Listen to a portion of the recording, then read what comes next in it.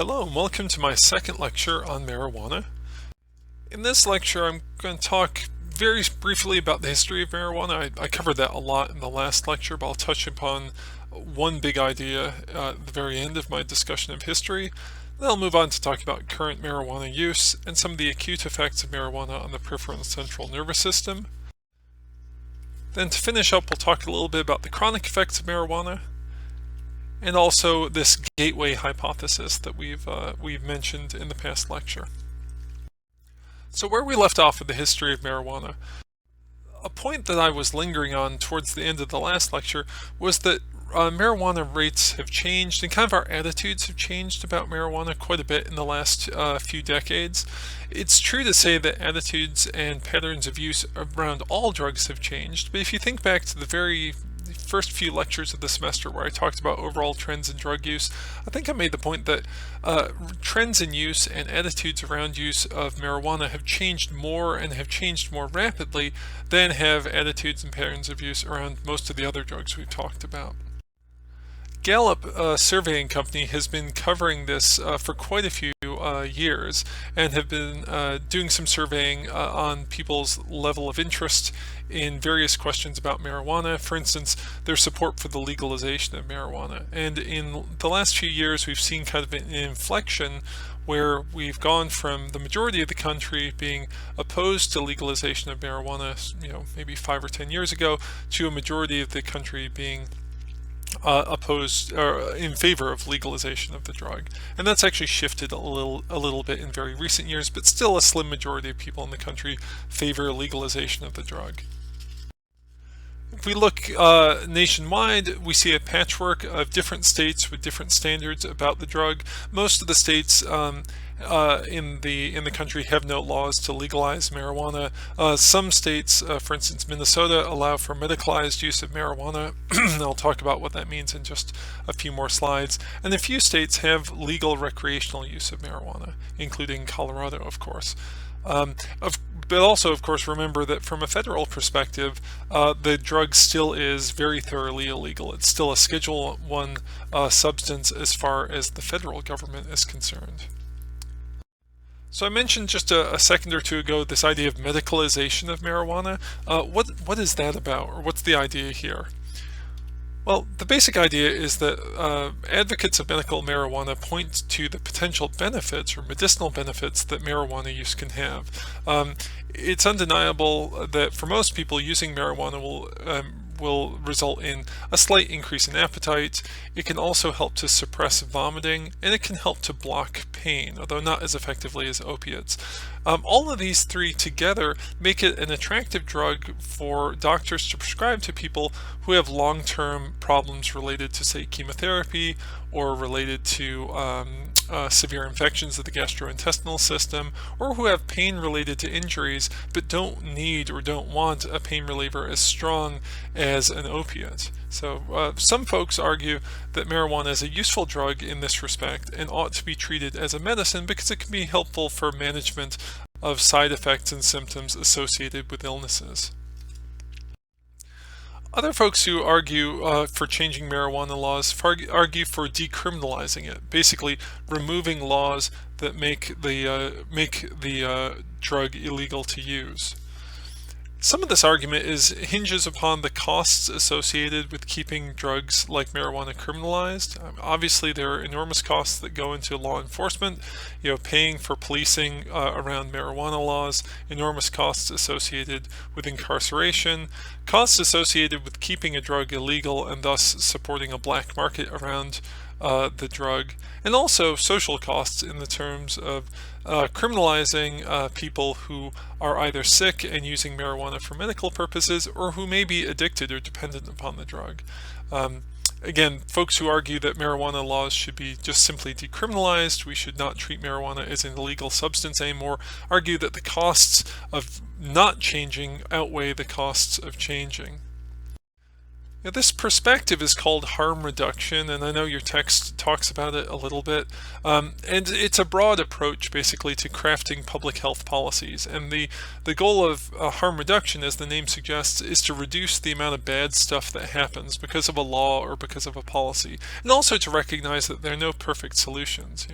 By making, if we were to say make marijuana perfectly legal, it would reduce or eliminate some problems, but it may result in other problems. And harm reduction seeks to find a balance that is, as best as possible, tilted in the direction of doing less harm and more good.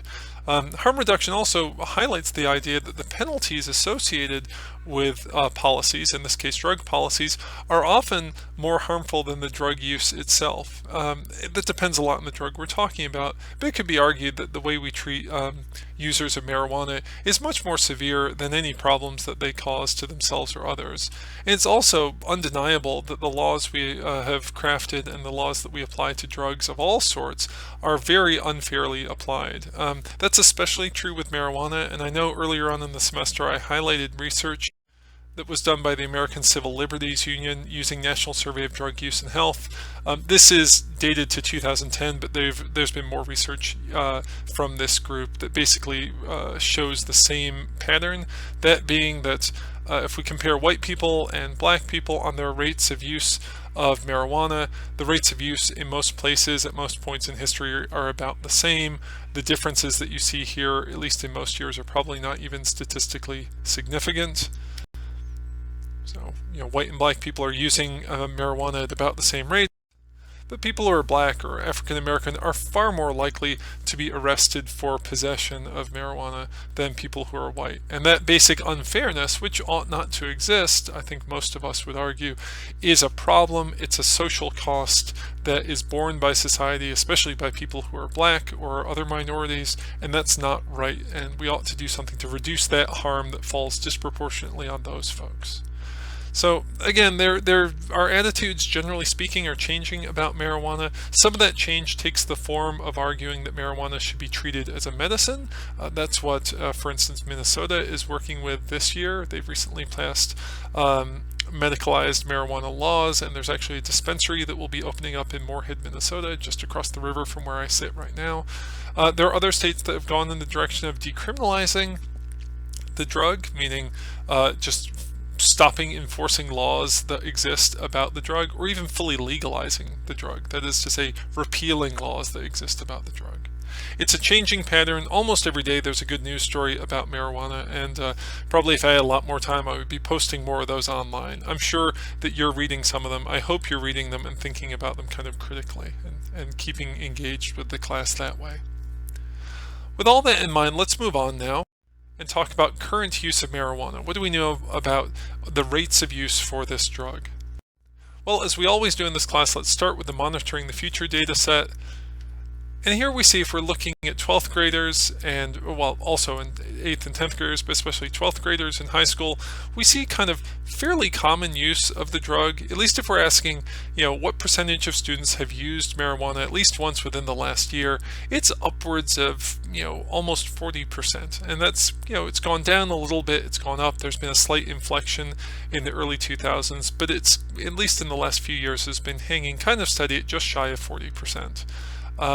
That's much, much higher than we've seen for all the other drugs, with the exception of alcohol. So if we compare that to opiate analgesics, or we compare that to heroin, or we compare that to cocaine, or we compare that to LSD, these numbers are much, much higher, as is the perceived availability of the drug. You see that maybe 80-90% of high school seniors are saying that marijuana for them is fairly easy or very easy to get.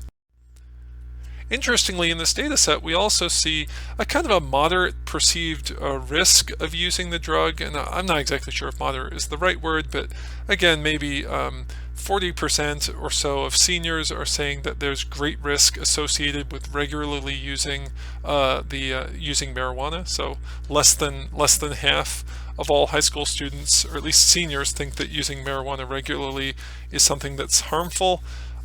There still is, interestingly though, fairly high disapproval of regularly using the drug. So 80% of high school students are saying, well, it may not be harmful, but it's at least kind of something you ought not to do, to be regularly using the drug. Now, if we compare rates of use among young people in high school to folks who are a little bit older, especially in the 18 to 25-year-old range, we see much higher rates of use among older folks.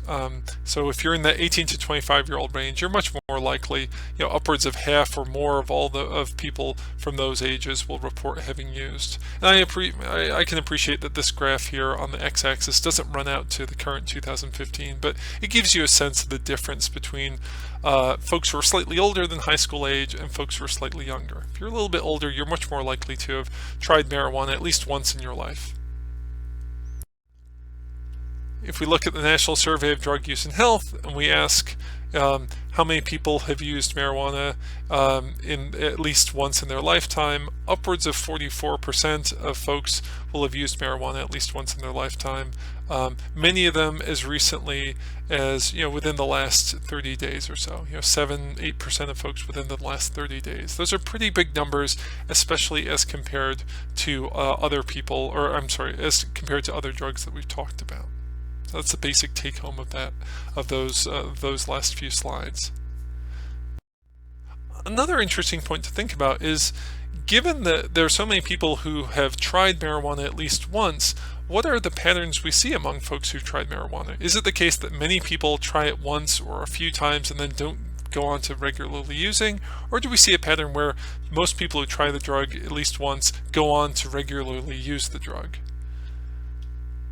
Well, again, here the dates I have don't run all the way up to 2015, but they show an interesting pattern. This is monitoring the future data, so again, we're talking about high school kids. But you can see here we've got lifetime prevalence and annual prevalence and 30-day prevalence of drugs. And you can see that across the last few decades, there's been kind of a general rise and fall and rise again in that blue line. The percentage of people, at least high school seniors, who've ever used the drug, the people who've ever once experimented with the drug.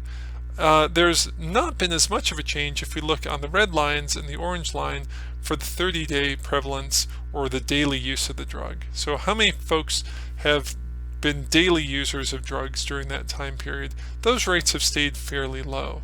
What this suggests to me, and I think to other people, is that rates of infrequent use of marijuana have changed a lot over time, but rates of frequent use have not. It's relatively rare to be someone who is a regular user of marijuana, meaning a daily user, or even someone who uses marijuana every month. It is more common to be someone who's at least tried marijuana once or twice in your life.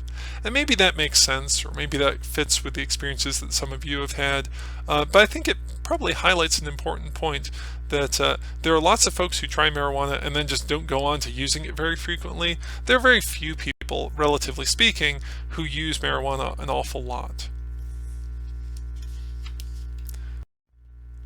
You're an NDSU student, so you may be wondering, what about marijuana use at NDSU? Well, around here, it's the most popular illicit drug or illegal drug, not counting underage drinking. But our use is a little bit less than we see at other universities in our region and in the country. I know these dates only run up to 2010, but I can't find more recent survey data from the core survey on marijuana. I'll have to double check, but I just didn't find it the last time I looked. Bottom line, though, is you can see here that at North Dakota State University, about 1 in 5 people will report having used marijuana within the last year.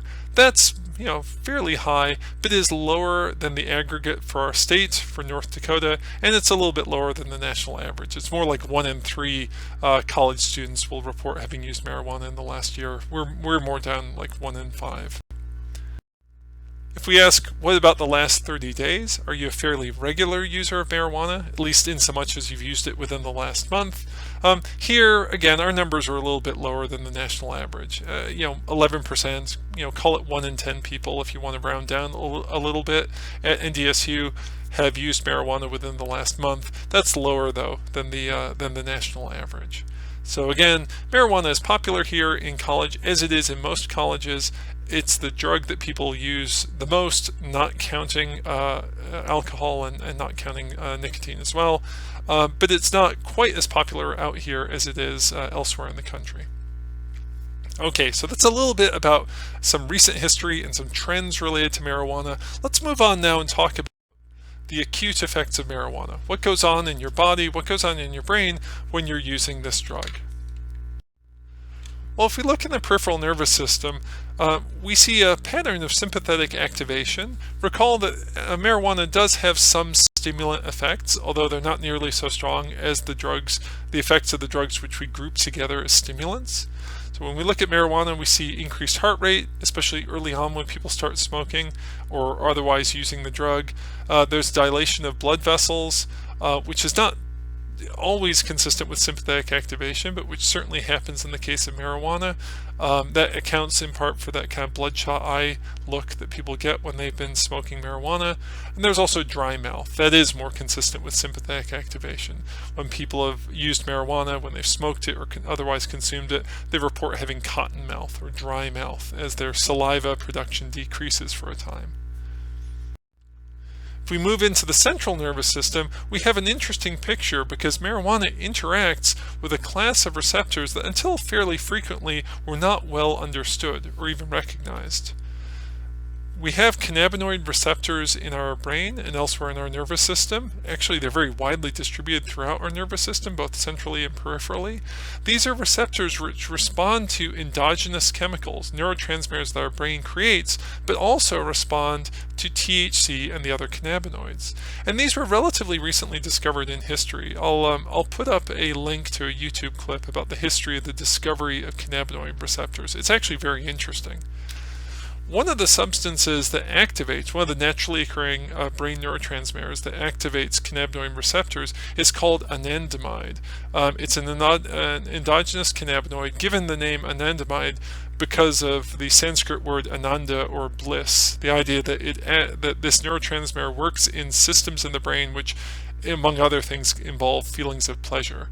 Which kind of makes sense. When you use marijuana, the cannabinoids that occur in the marijuana interact with those receptor systems and make you feel sort of happy and relaxed, put you in a sort of a blissful state. As I suggested earlier, though, these receptors are located in broadly distributed throughout our nervous system, including areas of the brainstem and the hindbrain, where basic physiological systems operate. Areas of the midbrain and the hindbrain and the midbrain, like the basal ganglia and the cerebellum. Areas of the forebrain, like the nucleus accumbens, amygdala, hippocampus, other parts of the limbic system. Other parts of the forebrain, including the cortex, especially the frontal cortex. In a way, marijuana has this interesting mix of effects. Recall I mentioned this at the very beginning of my last lecture. It does a lot of different things. It's not a very specific drug in a sense. Well, the reason that is when you use marijuana, you have a group of cannabinoids which are present in your system as a result of that drug, which can now interact with a variety of receptors all throughout your nervous system, producing all sorts of changes. Decreased nausea, increased appetite, decreased coordination, loss of memory functioning, changes in the way emotions operate, changes in complex problem solving, all because of different activation of these different receptor systems. So within the central nervous system, as I've described before, we have these kind of subjective feelings of being either high or stoned, depending on perhaps the type of marijuana that you're using.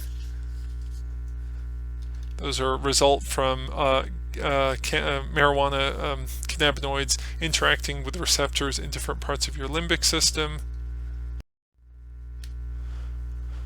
We also have impairment of memory, which we see both in terms of forgetfulness, the stereotype of the stoner marijuana user being forgetful, also in terms of fragmented speech. If you've ever talked to someone who's high or stoned on marijuana, they'll sometimes speak in a slow, stuttering way. That's because their working memory is being impaired, and it takes a fair amount of memory to string together words and form coherent sentences.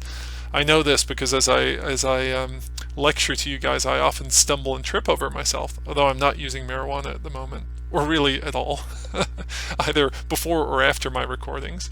But it takes a fair bit of work to string together words, and when you're high or you're otherwise affected by marijuana, your working memory is impaired in a slight way, and you have fragmented speech as a result. We also see impairment of systems which govern attention. So people who are on marijuana can be more distractible, can have more difficulty paying attention, sometimes especially to peripheral cues. This is important to note because you occasionally hear people who favor decriminalizing marijuana argue that marijuana is safer than alcohol.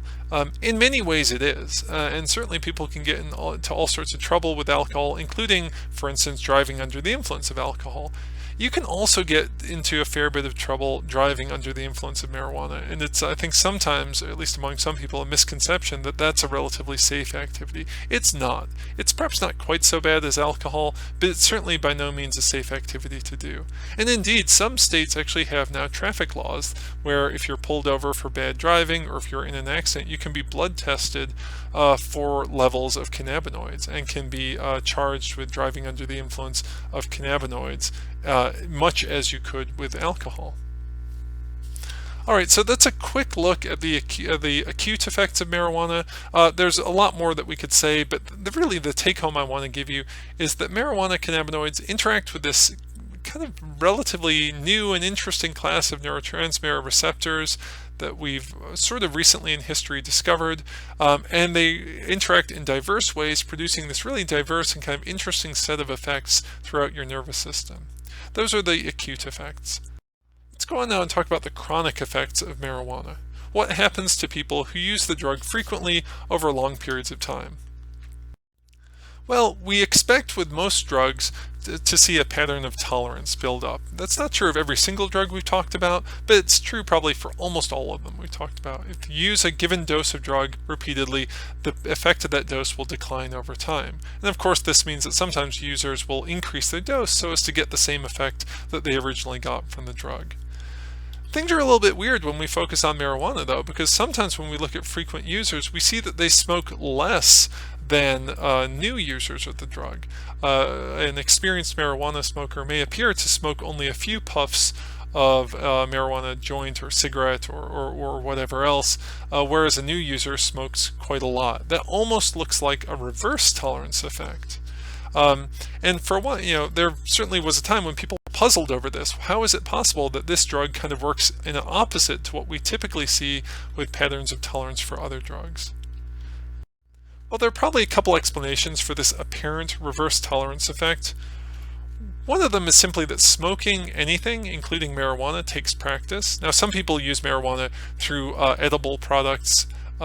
You can buy certain medicinal preparations of marijuana that you just absorb through your mouth, but most people who use marijuana are smoking it, and smoking takes practice. Someone who's an experienced smoker is good at drawing large amounts of smoke into his or her lungs, and thus can appear to be smoking less when in fact more smoke is getting into their system, versus a relatively inexperienced smoker who might have to huff and puff to get about the same amount of smoke into his or her body. Another factor that may account for this apparent reverse tolerance effect is that experienced users may choose stronger marijuana. They may have access to, they may seek out marijuana which is more potent or which has stronger effects that they prefer, whether that's a more high feeling or more stoned feeling or some other effect associated with the different cannabinoids in marijuana. So again, an inexperienced user may smoke low-grade marijuana and consequently have to huff and puff and take a lot into his or her body to get the effect that he wants or that she wants. An experienced user may choose a relatively strong form of marijuana and only need to use 1 or 2 puffs. And finally, a factor that may be at play here is that THC is fat soluble. I mentioned in the last lecture it's not particularly liquid soluble, it's highly fat soluble, meaning that once it gets into your body, it fairly easily passes the blood-brain barrier and begins to affect your central nervous system. It also can linger in the fatty tissues of your body and be eliminated fairly slowly over time. That means if you're someone who regularly smokes marijuana, that is, if you smoke maybe every day or every other day, you have a fair bit of residual marijuana, I shouldn't say residual marijuana, residual THC and other cannabinoids lingering in your body. So if you go to get high again or get stoned again, you maybe just have to top off a little bit. Whereas an infrequent user or a novice user who doesn't smoke marijuana very much, or maybe has never smoked it before, has little or none of that THC lingering in his body or her body, and has a further distance to go, so to speak, in order to get high or to get stoned. So the bottom line of all this is there is this apparent reverse tolerance effect. It's probably not as mysterious as people initially thought. It probably has to do with certain behavioral patterns that differentiate an experienced smoker from an inexperienced smoker. So that's one thing we see with chronic effects of marijuana. This tolerance process, although this apparent seeming reverse tolerance. Another thing we see with chronic or regular marijuana users is patterns of withdrawal and dependence. People who use marijuana regularly will report withdrawal symptoms when they stop. This is sometimes misunderstood or poorly understood by people. You occasionally will hear people say marijuana is not addictive. That's not true. It's not incredibly addictive. It's not as addictive as nicotine or as alcohol. It's certainly not as addictive as opiates. But if you're a regular user, you're likely going to experience withdrawal when you stop. So if marijuana makes you feel relaxed, you'll likely feel agitated and anxious when you stop using. If marijuana helps you sleep at night or relax at the end of the day, you may feel sleepless or restless when you stop using. That pattern looks a lot like physical dependence, at least to the extent that those unpleasant symptoms may motivate you to go back to using. We also see patterns of psychological dependence among regular users. Those who enjoy the experience of being high or being stoned will tend to seek out that experience, and will have a hard time refraining from doing so if they're trying to quit or trying to cut down. So we do see patterns of withdrawal, we do see patterns of dependence with marijuana users, at least those who regularly use marijuana. Not so common for people who infrequently or very rarely smoke the drug or use the drug. What about health effects? Is it good for your body? Is it bad for your body to use marijuana for long periods of time? The evidence here is pretty clear that there is some cardiovascular risk associated with smoking marijuana, especially if you're a chronic smoker or a regular smoker. You're providing carbon monoxide into your system, which will increase your heart rate and put some stress on your heart. And smoking anything, marijuana included, but not just marijuana, will introduce various carcinogenic substances into your lungs. So to be clear, there are health risks associated with marijuana. They do appear to be more related to the smoking rather than the marijuana itself. Some people who use marijuana regularly will opt to use a vaporizer system, which heats the marijuana to vaporize the cannabinoids without burning the actual plant substance of the marijuana. Less smoke, less risk for lung damage. There are some people who use marijuana regularly who will opt for edible forms of the drug, consuming candies or jellies or butter or whatever else, chocolates that have been laced with marijuana, so as to avoid those respiratory and cardiovascular problems. What about psychological effects of regularly using the drug? Well, it's clear that when someone is actively on marijuana that they have cognitive deficits. We see deficits in short-term and working memory. We see deficits in complex problem solving. For most people, these deficits resolve after time, although it's worth noting that that time may be measured in weeks. If you use marijuana, there's a lingering or a lag period before some of your cognitive abilities are fully back to normal. This may reflect the fact that some of the cannabinoids, such as THC, are lingering in your system longer than you realize. Even after you no longer feel stoned or feel high, you may have impairment of your working memory, for instance, or you may have some impairment of your ability to solve complex problems, or impairment in your ability to sustain attention. To be clear, these are not strong effects, at least not for most people, but it's worth pointing out that they do seem to exist, and they do seem to persist even after the person no longer feels particularly high or particularly stoned. This raises an interesting question, which is, does long-term use of marijuana impair mental abilities? Do these problems, which may appear over short periods of time, during and after you've used marijuana, do they stack up if you're regularly using marijuana?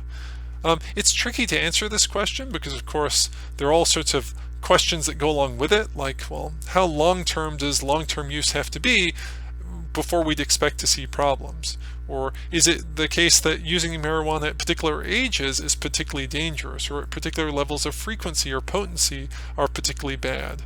What about the type of cognitive abilities that we measure. Is it the case that there are particular abilities which are more or less affected by marijuana?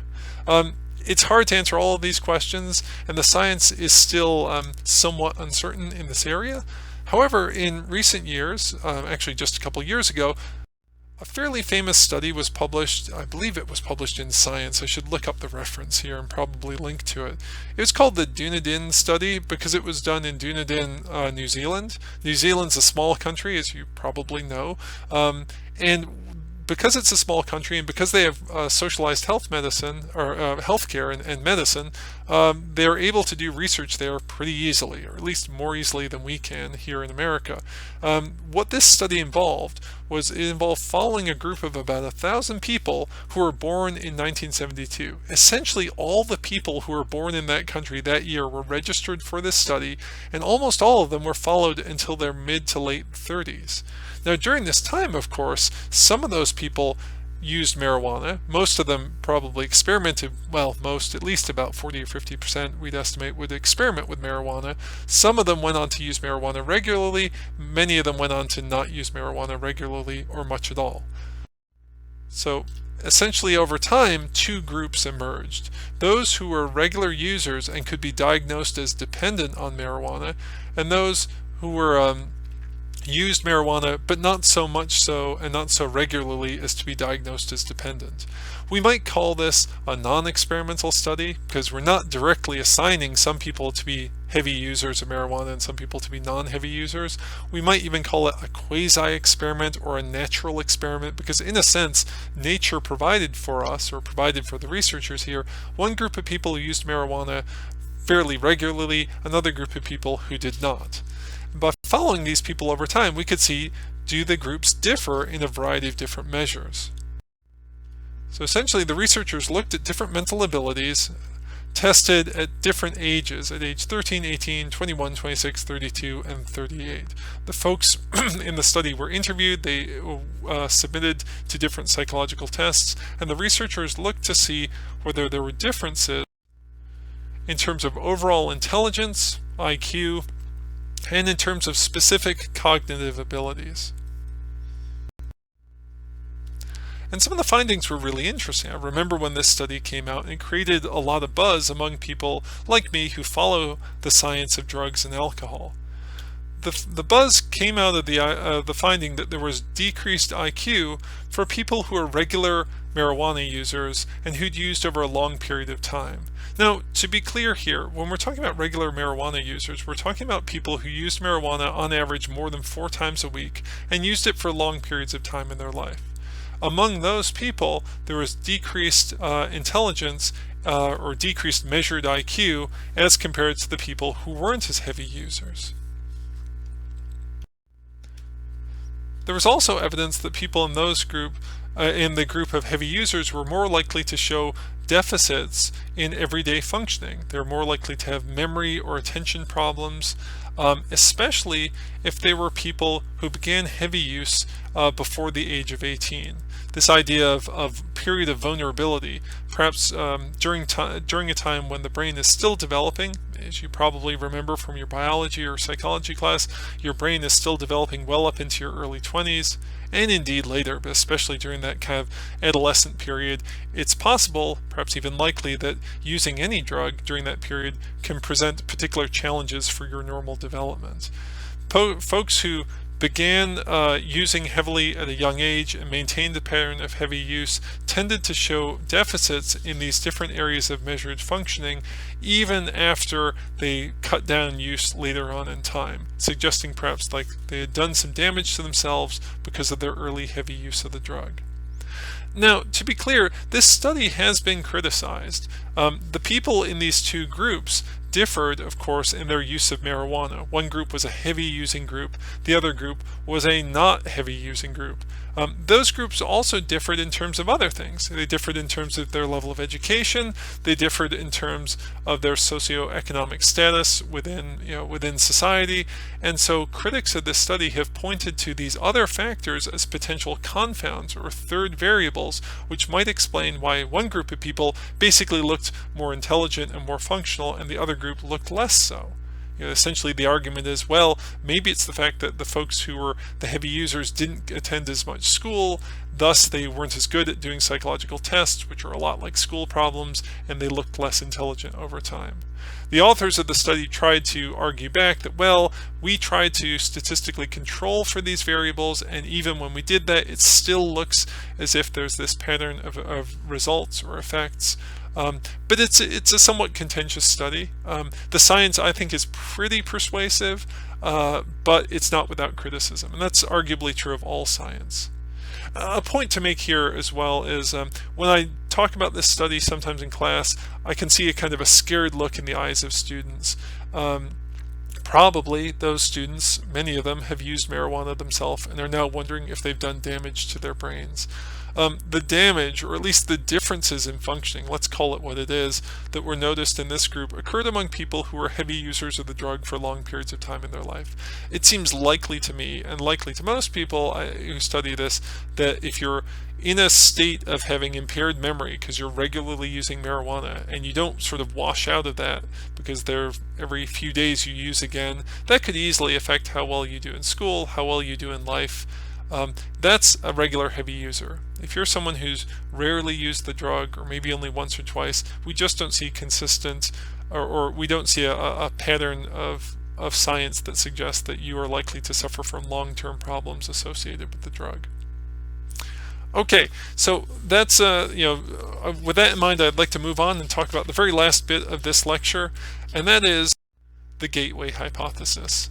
Recall that if we're thinking about how dangerous marijuana is, we might ask, well, is it related to social problems? Is it toxic or dangerous to the body or the mind?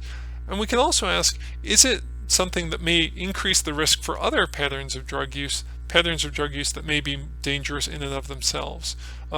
This argument was first put forth by Harry Anslinger from the Federal Bureau of Narcotics back in the 30s. The argument being that, well, if you used marijuana, it might encourage you to use other drugs, and then those drugs could be dangerous to you. And indeed, throughout history, a lot of anti-marijuana campaigns have associated marijuana with other more dangerous drugs, including this somewhat funny poster from the exploitation movie Marijuana, Weed with Roots in Hell. You of course notice here that the people pictured are using some sort of injection drug, perhaps heroin. It's not at all clear that they're using marijuana at all, but the association is there. If you use marijuana, maybe you're more likely to use heroin, and heroin, I think most people would argue, is going to be fairly dangerous for you. Well, it's interesting to note that most people who use marijuana don't use other drugs. Like a slim majority of people, and we're excluding alcohol, of course, because many people use alcohol, and we're also excluding nicotine. But if we think of just about illicit drugs, most people, a majority of people, who use marijuana don't use other illicit drugs. So it doesn't seem to be the case that marijuana is opening a door or a gateway to use of other drugs, because if it did, we'd expect to see the majority of people who've used marijuana go on to use other drugs as well. Instead, we see about 20%, and those percentages change year to year. I forget exactly which year this is, but it's fairly recent. It's true to say that most people who've used other illegal drugs like cocaine and heroin and other drugs like that have tried marijuana, and they probably tried marijuana first. But it's also true to say that those same folks also tried alcohol and tobacco probably first. If we look at all people across their lifespan, the typical pattern that we see is that when someone is in their early adolescence, they have access to tobacco and they maybe try smoking cigarettes. Towards their mid to late adolescence or their college years, they have access to alcohol, so they start using alcohol. During that time, they may also start using marijuana, and then some of those folks use other drugs. It's a little bit, I think it's a little bit unfair, to be honest, to pin it on marijuana. Why not alcohol as the gateway? Why not tobacco as the gateway? Again, a lot of people's use of drugs has to do with availability. It also has to do with perceived risk. What drugs people think are relatively dangerous versus what drugs people think are relatively safe. Not to get up on too much of a soapbox here, but we could make this type of gateway argument about a lot of different things. Like we might say riding a bicycle is a gateway to riding a motorcycle, in the sense that most people who ride motorcycles rode a bicycle first.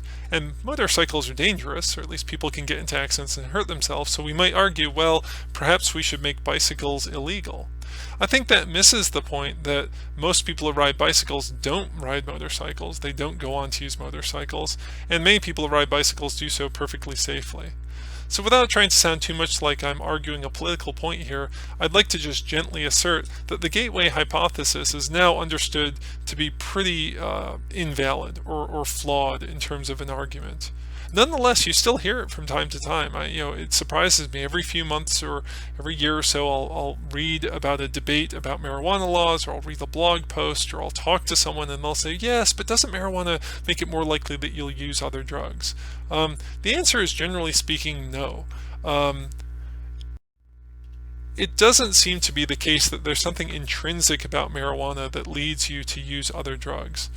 What may be the case is that marijuana is associated with other factors for using drugs. Marijuana may indirectly increase your risk for using other drugs, at least in so much as for some folks it's going to put them into contact with other drugs.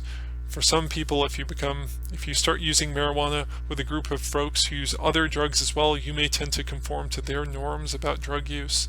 But that's not going to be most people. It's not a majority of folks. For most of us, I shouldn't say most of us because I'm not trying to speak personally here, but for most people, marijuana is something that is not particularly a gateway to anything else. Anyway, that's a long bit of a talk and maybe a little bit of me soapboxing a bit, but I hope that makes sense, and I hope that's interesting to you, and that's actually as far as we need to go this semester. There's certainly more I could say about marijuana, there's more I could say about other drugs, but this is probably a pretty good stop point. I've been going for a little over 40 minutes or so. It's a long lecture. I guess this is the last time I'll say it, but thanks for your attention. Thanks for your attention across the whole semester. If you've been watching these videos, I hope you've enjoyed them or found them at least kind of stimulating or interesting.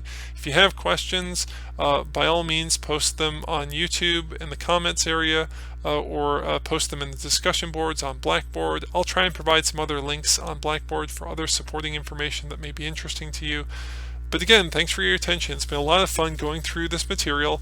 I hope you've learned something. I know I have. I mean, every year that I teach this class, I learn something new or encounter some new information. It's really a lot of fun.